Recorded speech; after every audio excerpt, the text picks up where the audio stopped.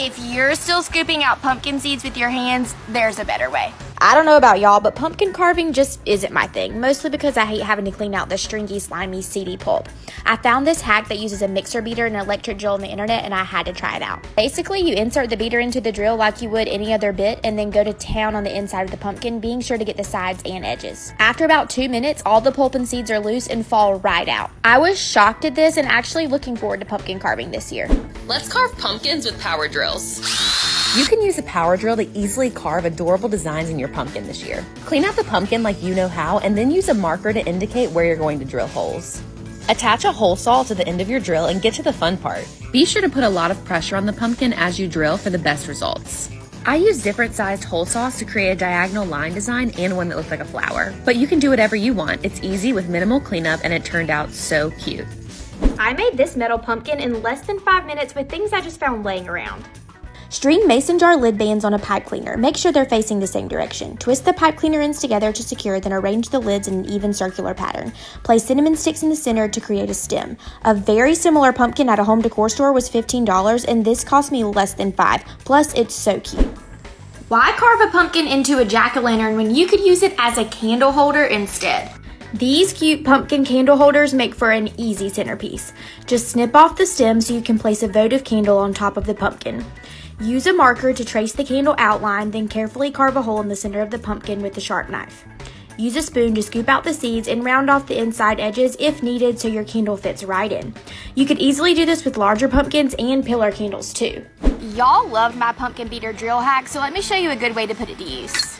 For a creative and cute party trick, cut off the top third of your pumpkin to give a wide opening, then clean it out with a drill. Then, just fill with ice and drinks. You could also use it as a vase for a flower arrangement. Let us know some other creative uses for pumpkin in the comments.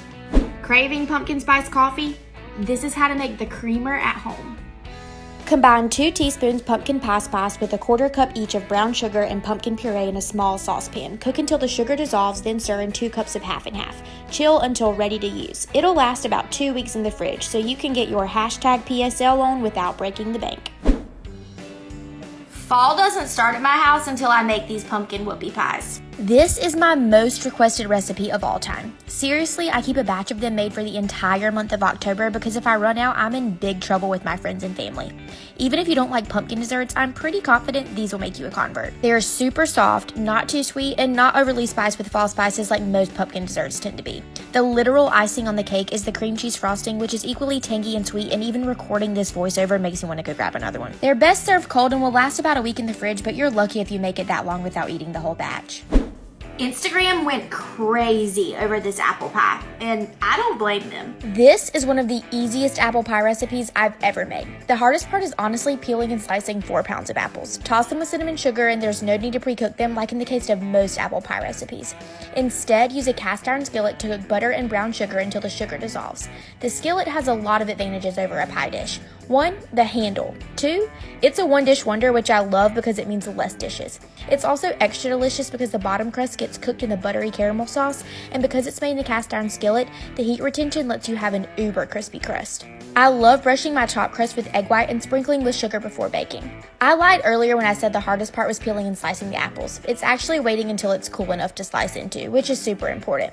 I served it with salted caramel ice cream, which I highly, highly recommend. It's fall, y'all. Here's how to make homemade caramel apples. Gather all your supplies and line a baking sheet with a silicone baking mat. To measure a cup of corn syrup, spray your measuring cup with cooking spray before pouring in the syrup to prevent the syrup from sticking to the cup. Cook cream, corn syrup, brown sugar, butter, and a pinch of salt in a heavy bottom pot until it reaches 240 degrees. Use a wet pastry brush to brush any residue on the sides of the pan back down into the caramel. Off the heat, stir in the vanilla.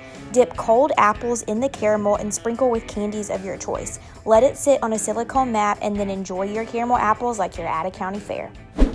If you're in charge of making mashed potatoes for Thanksgiving, this is the easiest way to peel them. Stop using a vegetable peeler. The potatoes are slippery and you're more likely to get hurt. Plus, it takes forever. Instead, cut a slit around the middle of the potato and place them in a pot of water. Bring them up to a boil and cook them until they're soft in the centers. Let them cool completely until you can handle them, and then the skins should peel right off. There's a trick to roasting whole sweet potatoes that makes them sweeter and more flavorful than any other cooking method I know, without adding any other ingredients.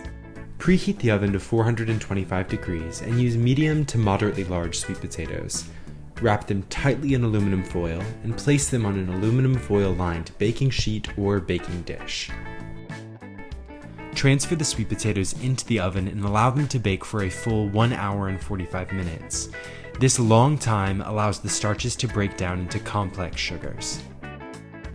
After this time has passed, turn off the oven, but do not open the oven door. Instead, allow the sweet potatoes to cool in the oven for at least 2 hours. You'll notice that the inside is uniquely custardy and jammy, and this is all because of the prolonged baking process.